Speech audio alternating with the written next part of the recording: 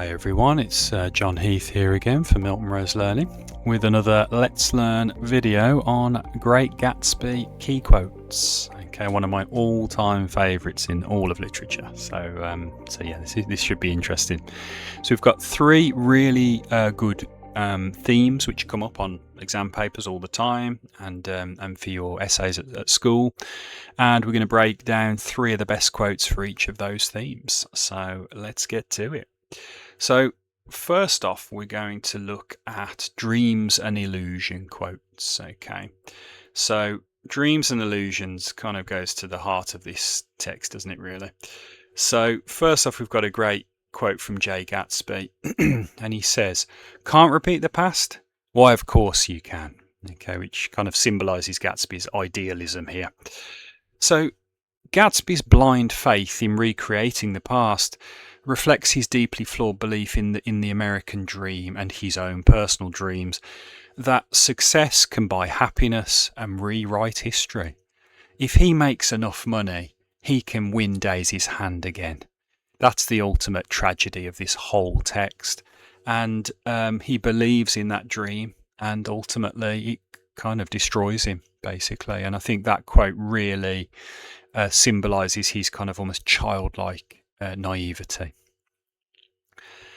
Then with dreams and illusions, we have good old Nick Carraway. There he is, looking rather debonair. So Nick then, he says towards the end of the text, actually, that's Gatsby, he had come a long way to this blue lawn, and his dream must have seemed so close that he could hardly fail to grasp it. It's so tantalising, isn't it? He's so close to getting Daisy and getting the love of his life, but so near and yet so far.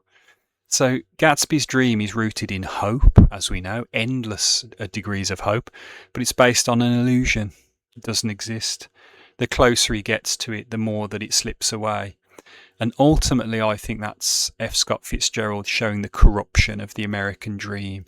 It promises you everything you ever want in society, but it's all an illusion, and it's never there. It was never there at all.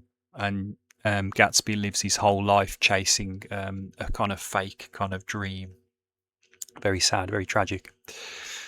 And then last quote for this theme is again to Nick Carraway. A beautiful quote and one of my favourite metaphors in all of literature.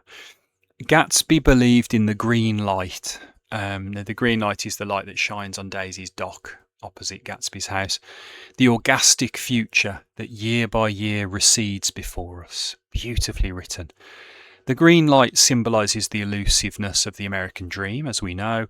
It's always just out of reach, no matter how hard Gatsby tries. Okay, he kind of reaches his arm almost to grasp that green light, and it's always out of reach. He will never be happy, and he will never get the dream that he wants, which is to be with Daisy and to be a kind of seen as a part of the upper crust of American society. Very, very tragic, it really is.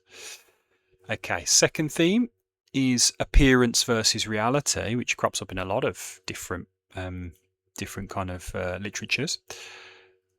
So nothing is ever as it seems in this book, as we know. So again, we have Nick Carraway. What's he got to say? He says to Gatsby, "They're a rotten crowd. You're worth the whole damn bunch put together."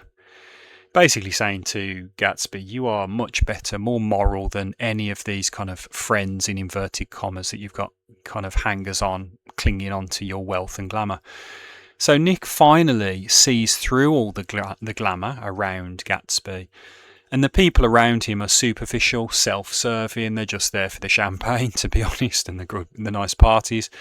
Despite their polished appearances, they look really nice and they look like Gatsby's friends, but they're not. They're just there for the money, the glamour, the power, the champagne, as I've said, and they're all a bunch of crooks, basically. And you know, it's not what we think it is. Then we have Jordan Baker, quite an interesting character. She's a golfer, a golf pro, and quite a liberated female character in some ways. And she says, "I like large parties. They're so intimate. At small parties, there isn't any privacy. And it's ironic, obviously, because how can large parties be intimate? That doesn't make any sense. And she's kind of saying the glitzy world of Gatsby's parties hides the emotional emptiness and isolation which was felt throughout the Roaring Twenties in some ways. It was ritzy, glitzy, everybody's getting drunk and all this kind of stuff, but it hid the fact in this period that it was immoral and it was like rotten at the core. And I think that would be very interesting for you to pick out, look up the Roaring Twenties in America, and you'll kind of see what it was like. It was kind of everything was over the top, a bit like Gatsby's parties, and she's kind of chipping in and kind of analysing that kind of moral decay there. And then Gatsby. This is my friend, Mr. Wolfsheim, a gambler. Now, Gatsby surrounds himself with very shady figures, and Wolfsheim is a kind of shady figure, despite Gatsby's apparent polished nature. So never forget with Gatsby, his wealth is built on crime. Okay, this was the time of prohibition and where alcohol was kind of illegal, and they were making a lot of money on bootleg alcohol. So it highlights the gap again between the surface, what's on the surface, which is a very polished gentleman as he looks in that image, very, very nice, but the truth is much seedier and based in illegality. And that quote, hanging around with people like gamblers and stuff, kind of symbolises that. So that's another really good quote for characterisation of Gatsby. Okay, and then the final theme is time and the past. So time and the past. Let's have a look at some good quotes for that. So we've got Nick again, and again a beautiful quote. So we beat on, boats against the current, borne back ceaselessly into the past, right at the end of the novel. So the novel's famous last line there suggests that we're trapped by the past. Gatsby wants to keep the boat kind of sailing towards the future, but it's like the tide is too strong. It's always pushing you further and further back, and you're not making any progress towards your goals. And ultimately, you will be defeated. The boat will just be, pushed back by the tide back onto the shore. And so it symbolises there beautifully the ultimate tragedy of Gatsby's attempt to try and recreate the past. It's never coming back, and time will always just flow you back into where you started. You'll never make any progress. It's very, very tragic. You can tell I'm a fan of this book, to be honest. Okay, Nick again. Bit of a meaty quote here. So Nick, it occurred to me that there was no difference between men in intelligence or race so profound as the difference between the sick and the well. We have to get our head around that, almost, kind of what he's trying to say. And he's basically saying as Gatsby clings to the past, others move on or remain unchanged. They just carry on doing the same thing, the same mistakes. And this quote reflects how time affects people differently and often unfairly, if I can put it that way. And it affects Gatsby unfairly, doesn't it? Because his previous dalliances with Daisy put an indelible kind of stamp on his soul that he was desperately chasing and trying to recreate for the rest of his life. And, it led ultimately to kind of a sickness, if we can put it that way, an emotional sickness, a moral decay, and ultimately triggered his demise, unfortunately. But you can analyse that quote. It's quite ambiguous. You can analyse it and apply it to a number of characters in the text, to be honest. Okay, and last word to Nick. His dream must have seemed so close, but he did not know that it was already behind him. The dream of being with Daisy. It happened, they were together very briefly, but it's gone. And it's already behind him. And Gatsby's tragedy is that he chases that dream. As we've said in a lot of these quotes, he chases a dream that's already gone.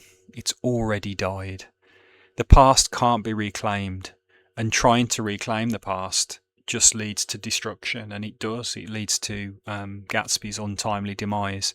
You cannot recreate the past, so don't bother. Okay, only move forward into the future.